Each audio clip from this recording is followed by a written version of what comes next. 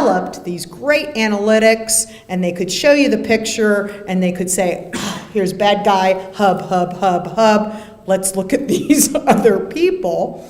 And so we developed this so that then we would come back and say, there's a guy from London in there, or there's a guy from Chicago in there, or there's, right?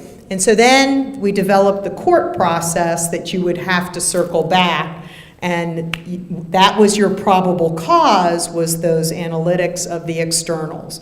And the externals are like an envelope of the mail. It is the address, the return address, the date stamp. And that, with that information, you can do some amazing analytics. I think in law, we have to reestablish that why should we have any expectation that the externals of our calls or our emails are private when a company has them, but the internals, the communication, is private and should only be allowed to be analyzed or leveraged when there's probable cause and you actually get a court order. So I will give Snowden credit for raising the issue. What I won't give him credit for is the billions of dollars of sources and methods that we've lost and the access to the bad guys that we will take 5 to 10 years to achieve.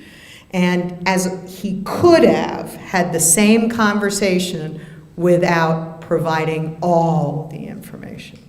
He could have provided selective pieces of the information and not put our agents and our people at risk who are in places around the world who are operating, and then they were opened up. So it's walking that line. Thank you. Your talk has been extremely interesting. Thank you.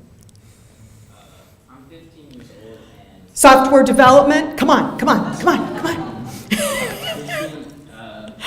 people my age that I know, they are just able to know your Skype account or Facebook, and using like internet today, they're able to get in, like know your IP address and Yes. move on to knowing your Wi-Fi network. Yep. They can read your text messages, cell phones. Yep, I think my friend did it to me.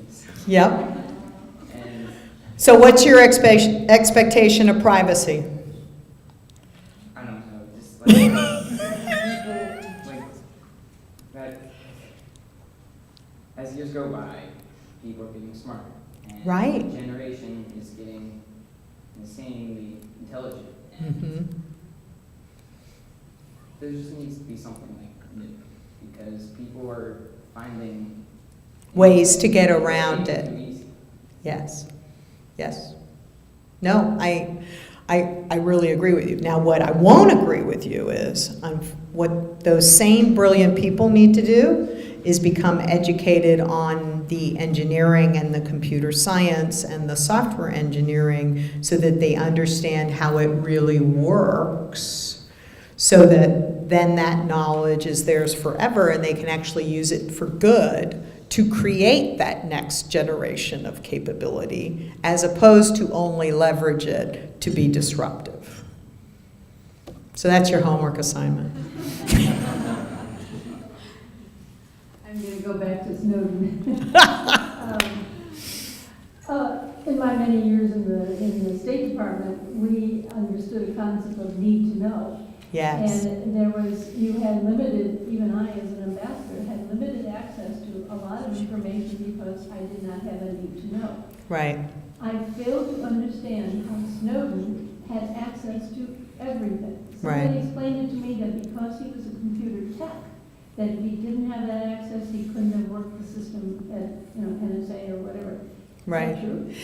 It doesn't explain everything, and that's why, trust me, NSA is doing a pretty thorough investigation on all of it. But those of us who are old enough remember when we had crypto, right? And you had to update the crypto on the secure phones or the secure communications. You had something called two-person control. And the idea was that when you changed that crypto, one had one envelope, one had the other envelope, and together you could do that, so that it would be harder for a rogue, right, to have the keys to the kingdom. I think what Snowden's role was a sysadmin. And a sysadmin, and there aren't a ton of them, but a sysadmin basically has control of the network. There are protocols, and I think we discussed earlier that I have some background in insider threat and what you need to do to prevent insider threats. And frankly, if all the protocols had been in place that are fairly standard on insider threat, then he would not have been able to do what he did. But for whatever reason, at that particular location in Hawaii, those protocols were not completely in place, and I don't know all the different, circumstances that resulted in him being able to have that unfettered access. I will tell you, with Manning, with WikiLeaks, it was that he was an intelligence analyst.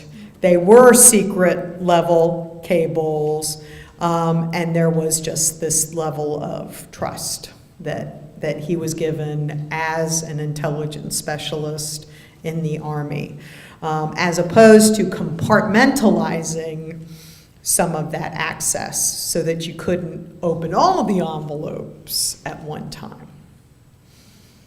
This is your last question. Okay. Thank you very much. Very revealing. I like to highlight the statement of the young gentleman who just came, the student. In the conference at Waka, they give examples of some schools in China or India giving degrees for hacking. Oh, yeah. And building fences and rewarding the kids, the students. How can they break that fence? And it's unbelievable race. Do you think the educational system here is gearing up to meet all these challenges? I do think we have an amazing educational system here. And actually, one of the PhD professors at CMU that I used to work with and still work with, Dr. David Brumley, and actually he had an NPR article like a few weeks ago. But anyway, he has this theory, which is we're never going to outnumber them. He shows, the numbers of folks being educated in China in this field and the number of folks in India in this field, and just by sheer population, you take a percentage, 2% of them and 2% of us, and it doesn't compare. But what I was talking about earlier, the way we learn, the way we share ideas, the way we finance those ideas, the open market approach is our only advantage right now. And so what we have to do is we have to really focus that advantage on being the best in key areas. So it's not that you're gonna, beat them on all fronts, but in some key areas that you're the best. And I think today we have that capability, but it's fragile. So we have to keep investing in it. We have to keep sending our best and brightest. We need to promote our research universities. We have to keep that petri dish alive so that we can continue that work. Thank you very much.